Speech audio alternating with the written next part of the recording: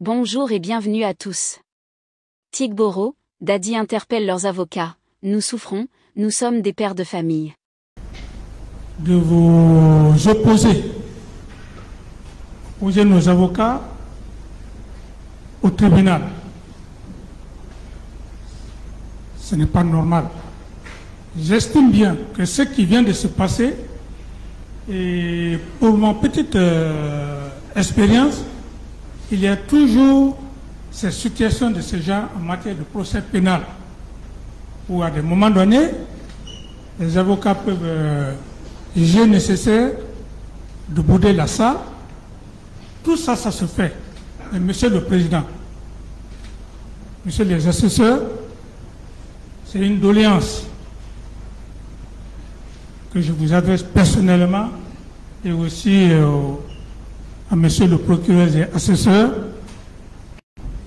de nous permettre de rentrer en contact avec nos avocats. Sinon, ils ne sont pas de bonne foi. Non, ils ne sont pas de mauvaise foi pour ne pas nous défendre. Mais certes, il y a eu des anguilles de roche que vous ne devrez pas prendre ça en considération.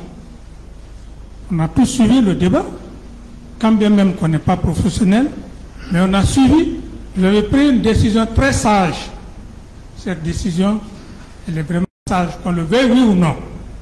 Mais si à des moments donnés, il y a eu effectivement ce vide, j'estime que vous pouvez mieux comprendre nos avocats, parce que dans tous les procès du monde, il y a des cas qui peuvent survenir. C'est un de ces cas qui est aujourd'hui dans notre enceinte au niveau de votre juridiction. Donc très humblement, je vous demande une doléance et de nous donner la journée d'aujourd'hui afin qu'on puisse rentrer en contact avec nos avocats pour qu'ils puissent venir. Et un procès a toujours, disons, une fin. Je vous remercie, Monsieur le Président.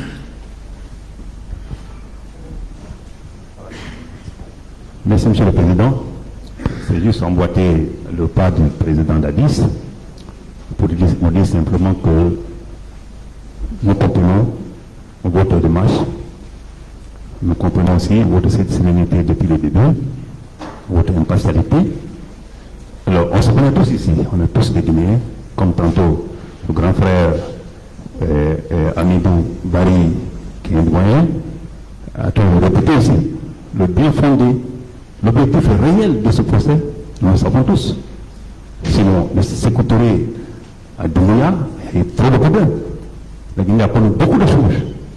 Mais à quand on va se regarder pour se dire la vérité, remonter sur les pentes et regarder l'avenir?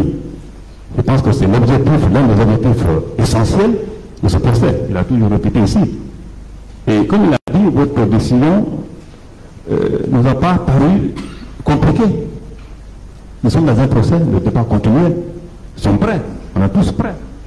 Nous-mêmes, personnellement, voilà la préparation pour la confrontation. Je vous dis simplement qu'on était vraiment prêts ce matin pour venir faire face à cette étape de la procédure. Mais aujourd'hui, qu'on le sent qu'on ne veut pas, les Guinéens seront tous obligés de se donner la main pour faire face au développement socio-économique de ce pays. Moi, j'étais à Zérékoué en 2013, je vous ai rappelé ça une fois ici, il y a eu 350 morts en 4 jours. Tout le monde a suivi ça ici.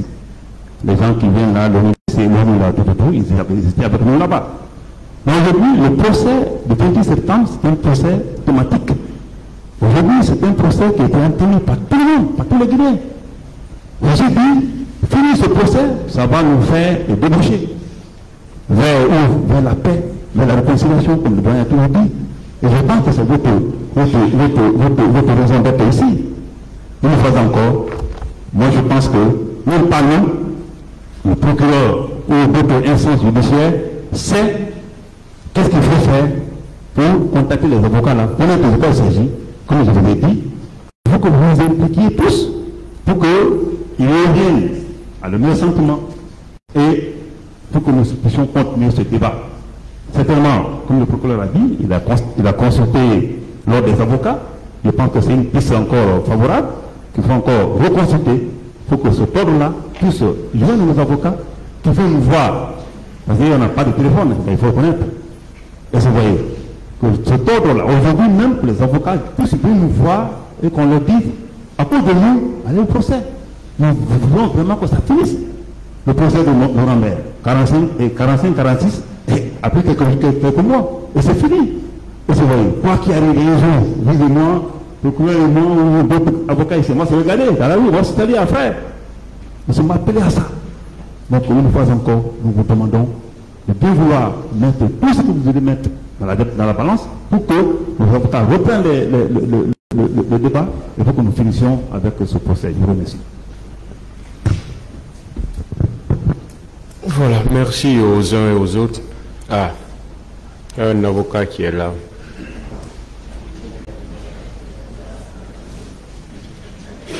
Passez-lui le micro. Ah, il y a un micro là-bas, allez-y mettre. Allô? Allô?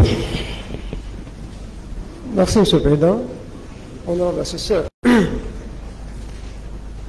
de vouloir m'opposer à la décision de mes confrères à la défense, toute position prise est dans le souci de défendre nos clients. Bien vrai que nous sommes une défense divisée, mais nous avons intérêt à ce que tous ces clients ici présents soient innocentés. En tout cas, c'est l'intérêt de la défense. C'est l'objectif de la défense. C'est bien vrai que la décision était de bouder, mais moi je me dis, moi, je ne prendrai pas de risque qu'une décision, que toute décision soit prise derrière moi.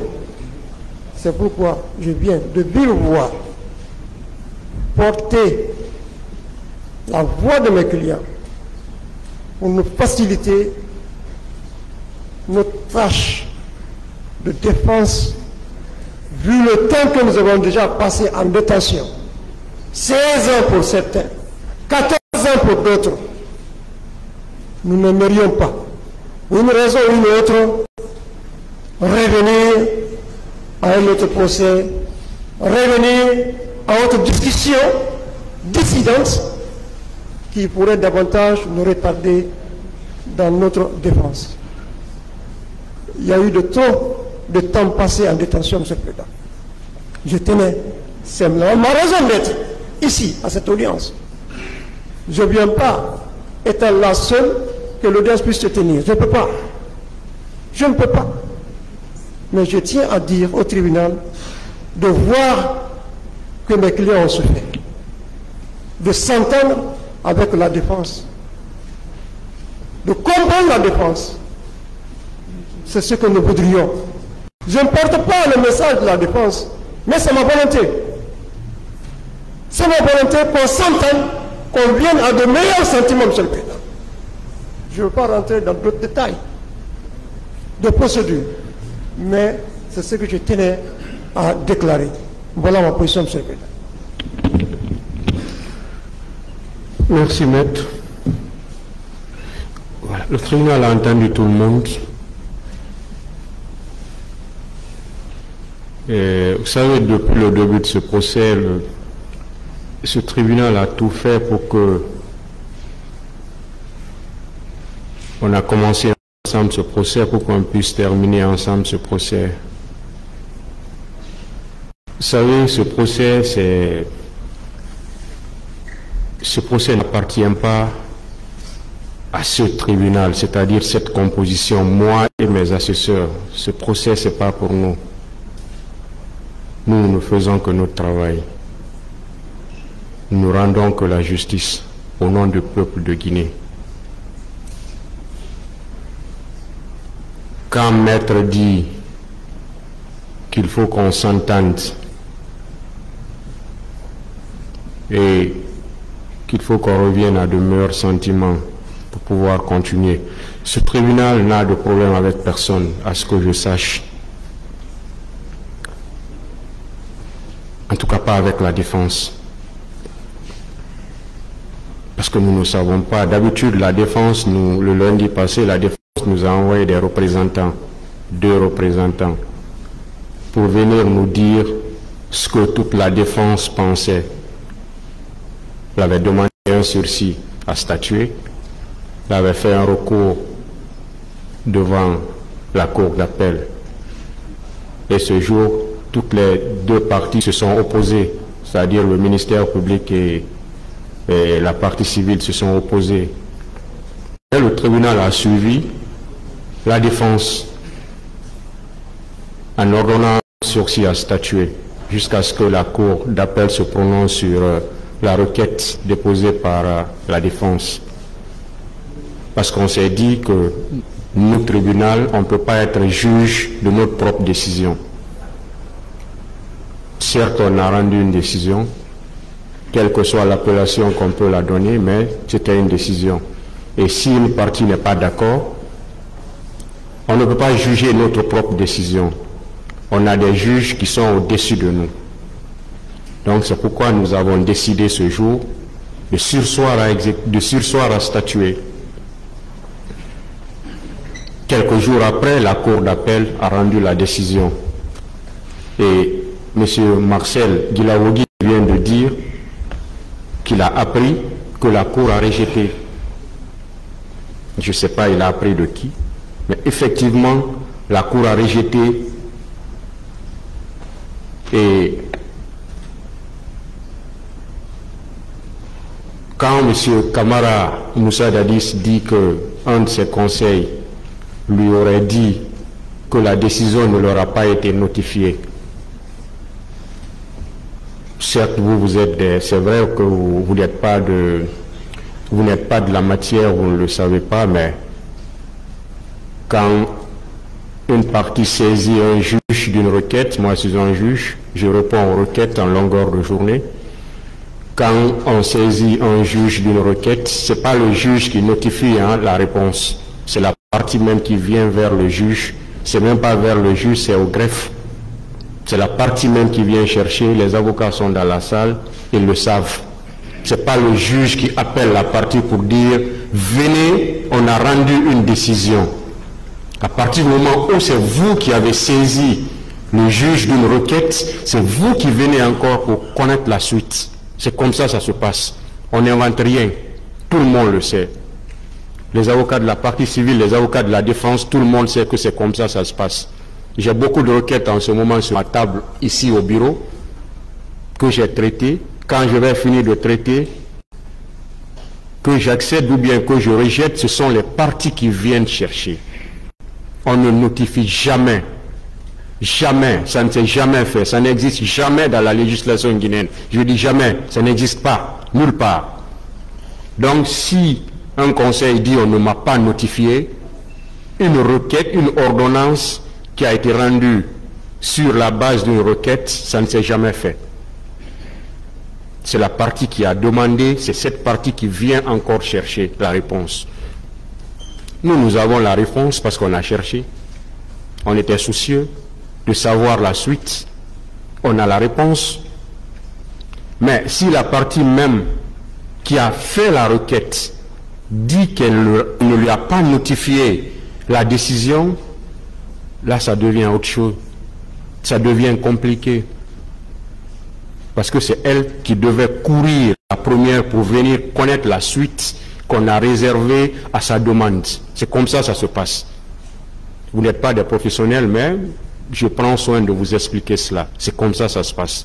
Donc, la Cour ne va jamais notifier cela à vos conseils. Ce sont vos conseils qui doivent venir chercher. Et on est convaincu que vos conseils sont au courant. Sont au courant, qu'on se dise la vérité. Vos conseils sont au courant de la décision de la Cour. M. Marcel l'a dit. Tout le monde est au courant de cette décision. Et après ça, Monsieur le procureur l'a rappelé tout de suite. Il a pris soin de faire un avis d'audience pour informer toutes les parties que l'audience devait reprendre aujourd'hui. Il a notifié cela aux bâtonniers de l'ordre des avocats pour informer tous les avocats, parce que c'est comme ça ça se passe depuis que ce procès a commencé. Et mon tribunal, le greffe de mon tribunal a pris effectivement soin. On n'en a pas laissé le soin qu'au procureur de la République. Le greffe a instruit au greffe du tribunal de notifier par voie d'huissier,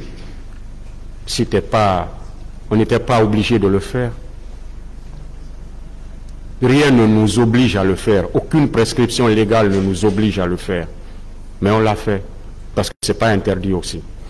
Donc, on a instruit au greffier de le faire. Le greffier a fait et l'huissier a notifié dans les deux cabinets des deux représentants, c'est-à-dire le cabinet de Maître Pépé Antoine Lama et le cabinet de Maître Lanciné Silla.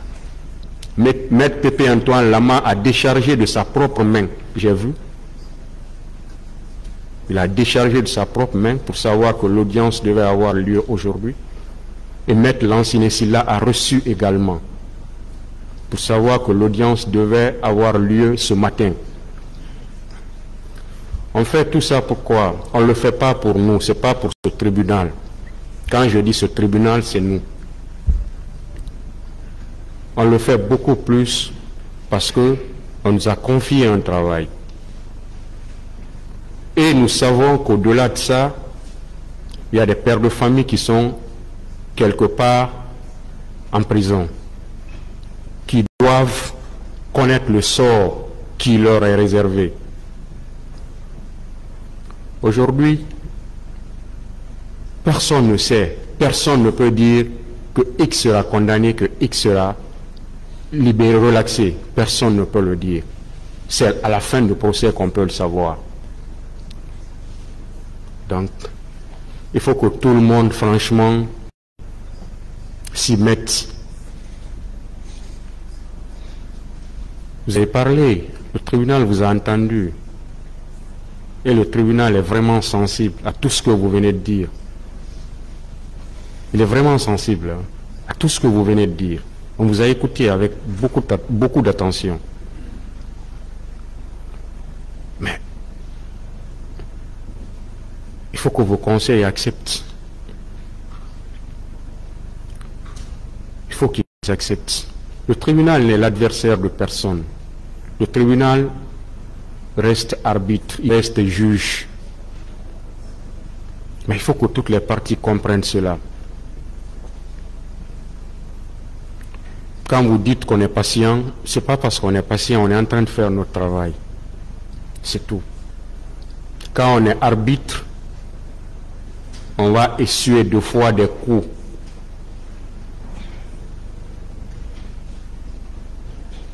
Mais on se dit qu'on est arbitre. L'arbitre ne se fâche pas. L'arbitre ne s'énerve pas. Sinon, il fera un mauvais arbitrage. Donc, c'est pourquoi, 2 fois, il y a certaines choses qui se disent. Nous sommes des humains. Mais on se considère comme étant des juges. C'est tout. Et le juge, ça veut tout dire. Vous avez demandé une doléance. Vous voulez parler à vos conseils. De toute façon, vous ne pouvez pas être jugé sans la présence des conseils à côté de vous. Parce que la loi veut que vous ayez quelqu'un à côté de vous pour vous rassurer au moins. C'est pourquoi la loi va jusqu'à dire, de façon exceptionnelle, l'article 385, que vous pouvez même vous faire assister par un ami. Tellement la loi ne veut pas que vous soyez jugé seul en matière criminelle. Peut-être quand vous avez à côté de vous un ami, ça peut vous rassurer. Vous ne vous sentirez pas seul. Mais ça, c'est à titre exceptionnel. Pendant tout le temps que vous pouvez avoir des conseils professionnels, vous pouvez les avoir. C'est seulement quand on ne peut pas du tout que la loi vous autorise à avoir des amis à côté de vous. Tout ça, c'est pour ne pas que quelqu'un reste en prison sans qu'il ne soit jugé. C'est tout. Ça nous fait 1 an, 6 mois. On n'est pas en train de calculer. Un procès pénal prendra le temps que ça prendra. Nous, on n'est pas pressés. Ça prendra le temps que ça doit prendre. L'essentiel, c'est la décision. On n'est pas pressés, nous, tant qu'on est en train de faire notre travail. Mais il ne faut pas que des mesures dilatoires nous retardent inutilement.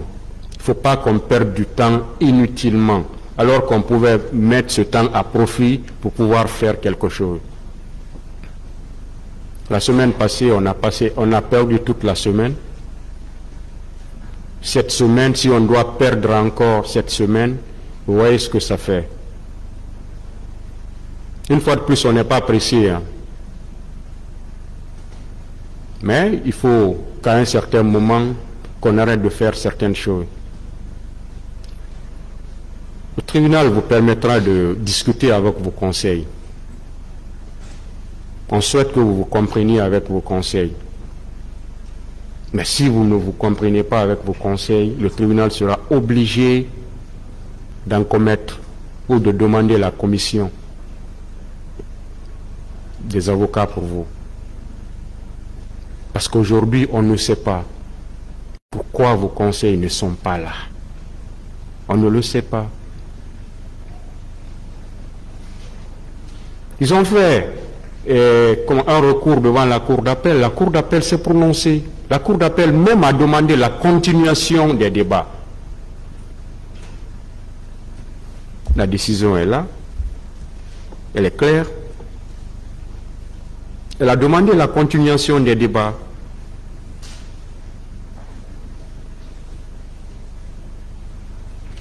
Je vous lis tout juste la fin de la décision. Rejetons la requête aux fins de l'examen immédiat de l'appel formé contre le jugement du 20 mars 2024 rendu par le tribunal de première instance de Dixine, joignant au fond la demande du ministère public tendant à la requalification des faits poursuivis contre M. Moussa Dadis Camara, Cissé Raphaël Abba et autres. Ordonnons la continuation des débats. Disons que le dit appel sera examiné en même temps que l'appel qui pourrait être formé comme le jugement sur le fond. Conakry, le 27 mars 2024, le premier président de la Cour d'appel. Vous voyez, c'est clair. Les débats devaient vraiment reprendre aujourd'hui. On ne sait pas pourquoi vos conseils ne sont pas là. Donc, on va vous donner le temps de parler avec vos conseils, comme vous l'avez demandé. On veut bien que vous vous entendiez. On veut bien que ces débats-là puissent continuer. Parce que jusqu'à présent, aucune décision n'a été prise encore. Jusqu'à présent, personne n'est coupable encore. Jusqu'à présent, personne n'est innocent encore. Pourquoi on ne va pas continuer ces débats pour aboutir à une décision? Pourquoi? En tout cas, on se pose ces questions-là. On ne sait pas ce que le tribunal a fait aujourd'hui pour que les avocats puissent bouder la salle d'audience. On ne le sait pas. C'est pas parce que personne n'est là pour le dire. Le seul conseil qui est là, il ne l'a pas dit. Lui-même, il a décidé de venir. Et lui-même, il a dit que les autres ont décidé de bouder. De bouder pourquoi? Personne ne sait. Pendant ce temps, vous êtes là, vous voulez savoir le sort qui vous est réservé. Vous voulez le savoir. Vous êtes plus pressé que n'importe qui à le savoir aujourd'hui. Voilà. Pas même. Vous êtes plus pressé que le tribunal même aujourd'hui pour le savoir. Il y a des parties civiles qui sont là, qui ont attendu pendant longtemps pour que ce procès ait eu lieu. Ce procès est là aujourd'hui. Et si, pour des raisons qu'on ne connaît même pas, on est bloqué, on ne sait pas.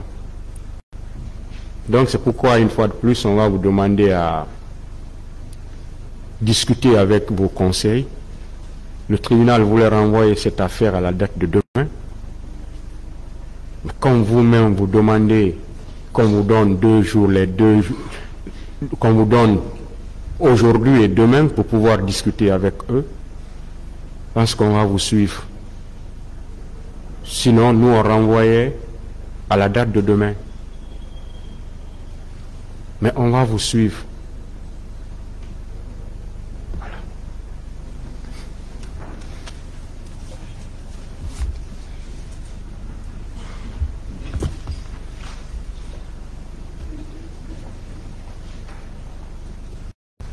N'oubliez pas de vous abonner et d'activer la cloche de notification pour rester informé de nos prochaines vidéos. Restez à l'écoute pour les développements passionnants à venir.